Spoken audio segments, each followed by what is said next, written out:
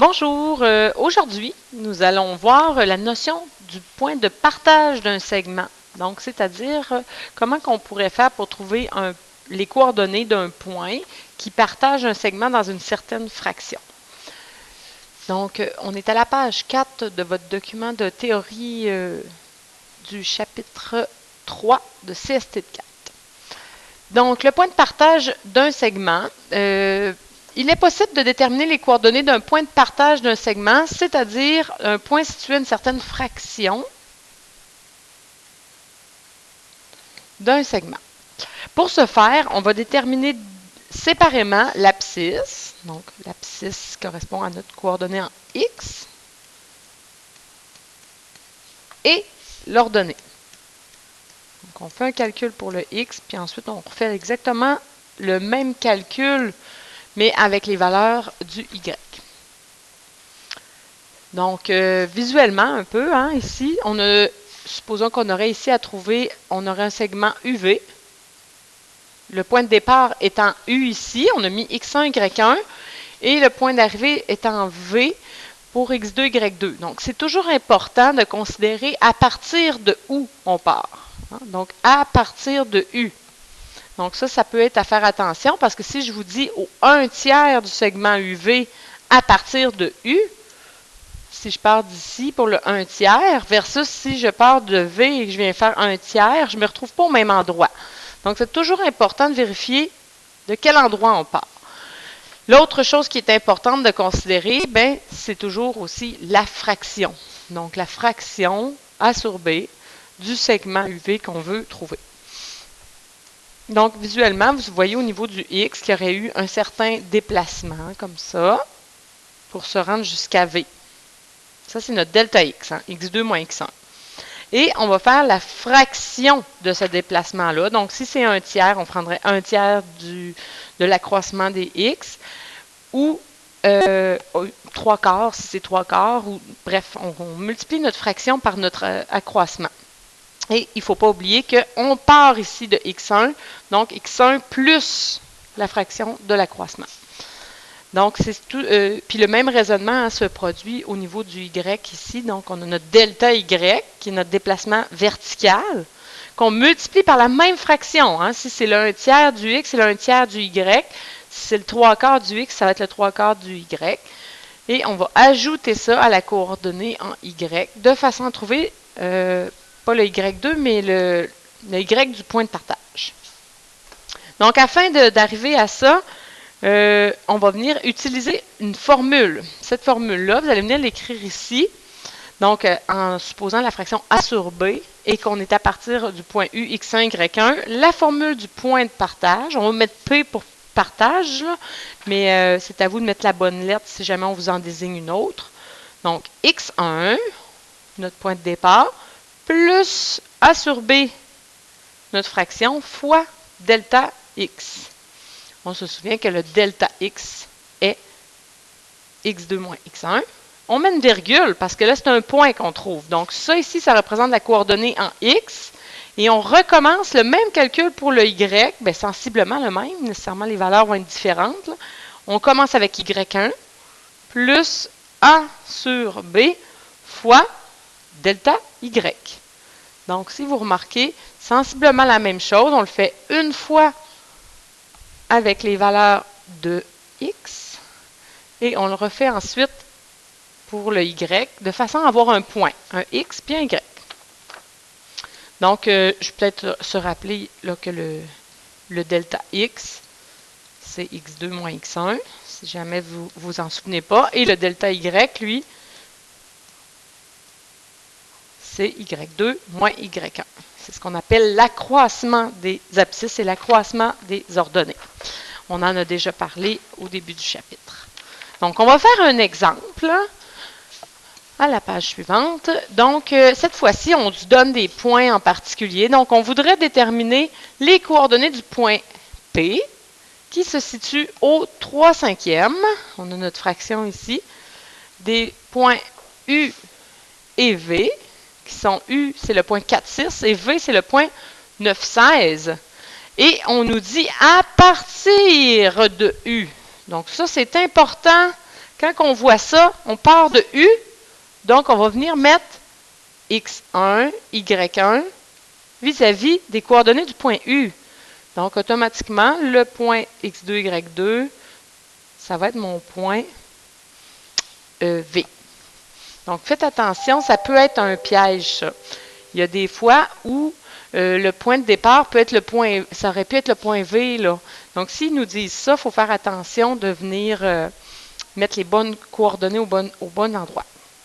Donc, comme dans ma formule, j'ai besoin du delta X et delta Y, mes deux accroissements. Mon étape 1, ça va être de calculer l'accroissement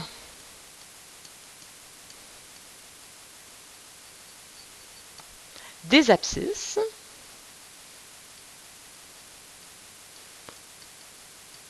et ensuite, je vais calculer l'accroissement des ordonnées.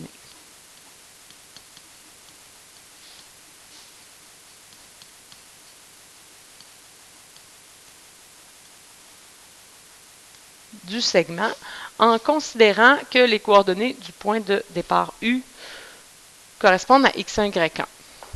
Donc, contrairement dans la distance entre deux points, on avait dit que ce n'est pas tant important d'où on part, puisque la distance est la même d'un point, qu'on parte du point A ou du point B, la distance entre A et B reste la même. Mais là, pour le point de partage, c'est important le point de départ. Donc, ici, dans le cas qui nous intéresse, dans le cas présent, mon delta X est égal. On y va toujours de notre petite formule x2 moins x1 et on remplace. Donc ici, x2 est 9 moins 4, ce qui nous donne 5. On poursuit avec le delta y, donc qui va être y2 moins y1. On remplace, ça nous donne 16 moins 6 pour un résultat de 10. Donc, maintenant, j'ai tout ce qu'il me faut. J'ai ma fraction, j'ai mon x1, y1, j'ai mon delta x, mon delta y. Je suis maintenant prête à faire déterminer les coordonnées du point de partage.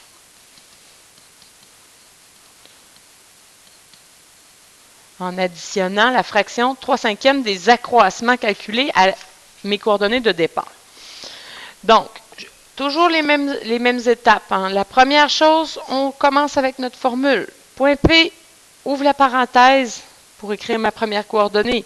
x1 plus a sur b fois delta x, virgule, je passe à ma deuxième coordonnée, y1 plus a sur b fois delta y.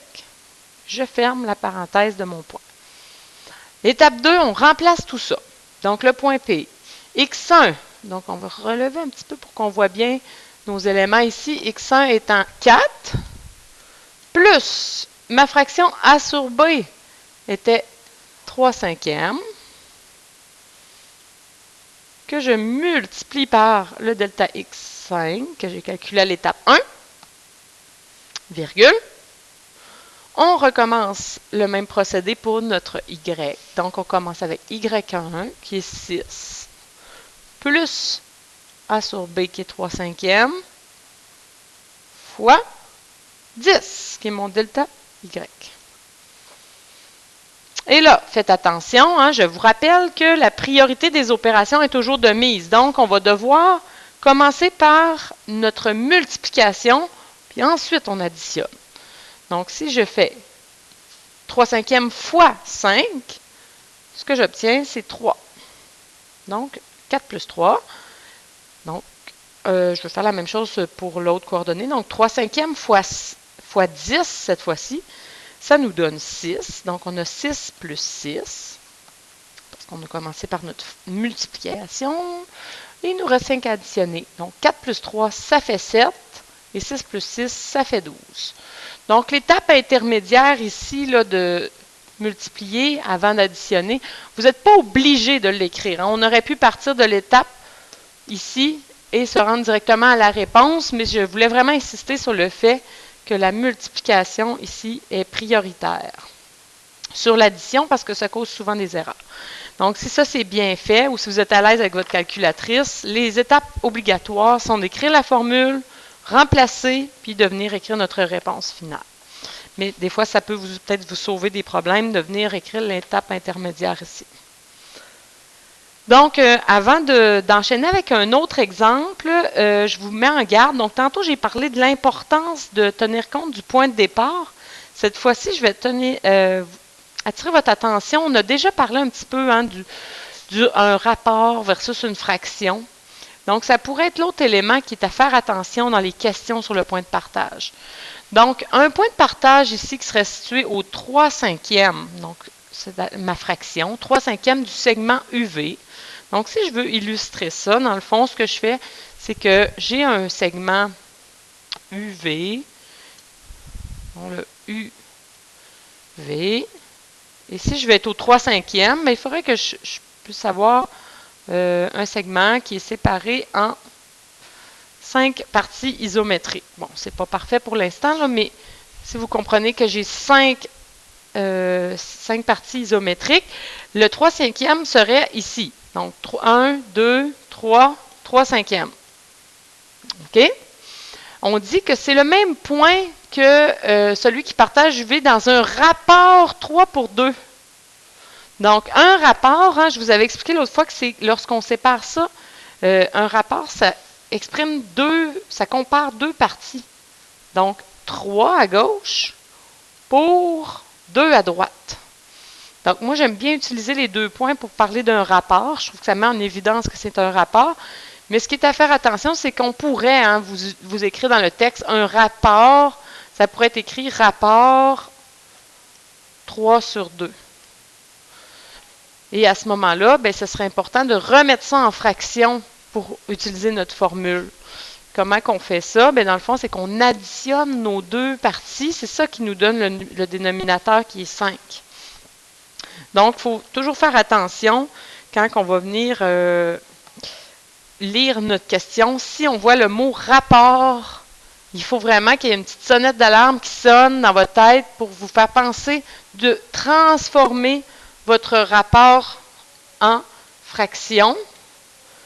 Et pour ça, dans le fond, qu'est-ce qu'on fait? On garde le même numérateur parce que 3, que je sois en train de regarder la fraction ou le rapport, ça détermine comme de gauche du début, là, j'ai combien de parties. Donc, c'est 3.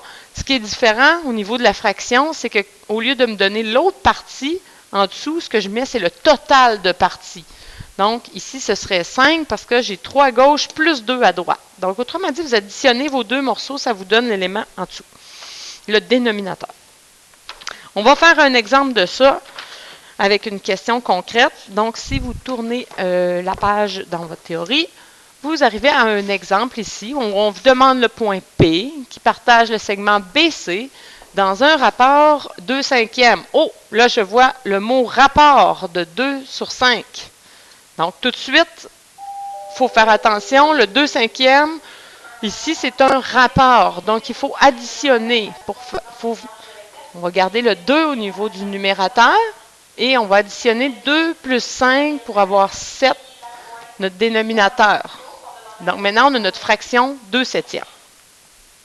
À partir de C, si les coordonnées du sommet B... Non, oh, là, il faut faire attention. Donc, on a notre rapport qu'on a transformé en fraction. Et ça dit à partir de C. Donc, tout de suite, qu'est-ce que je viens faire? Je viens placer X1, Y1 en dessous de mon point C. Parce que c'est mon point de départ. Fait que faire attention, parce que par défaut, on est porté hein, à prendre B étant le premier, puis C le deuxième. Mais si ma question me spécifie autre chose, il faut que j'en tienne compte. Donc, si j'ai mis X1, Y1 à C, je vais venir mettre X2, Y2 à mon point B. Et là, je suis prête à commencer. Donc, on l'a fait tout à l'heure. Dans le fond, la première chose, on va faire notre delta X, X2 moins X1. Donc, on va faire moins 1 moins 6. Ça va me donner moins 7. Et je viens faire mon delta Y aussi. Y2 moins Y1. Cela me fait 5 moins moins 2. 5 moins moins 2, ça veut dire 5 plus 2. Ça me donne 7. Donc, mon rapport est changé en fraction. J'ai mes delta X, delta Y. J'ai mon point de départ qui est C. Je suis prête à remplacer dans ma formule x1 plus a sur b fois delta x, virgule, y1 plus a sur b fois delta y. Donc, notre point P, on continue en remplaçant. X1, on l'a ici, c'est notre 6, plus fraction 2/7 fois moins 7, mon virgule.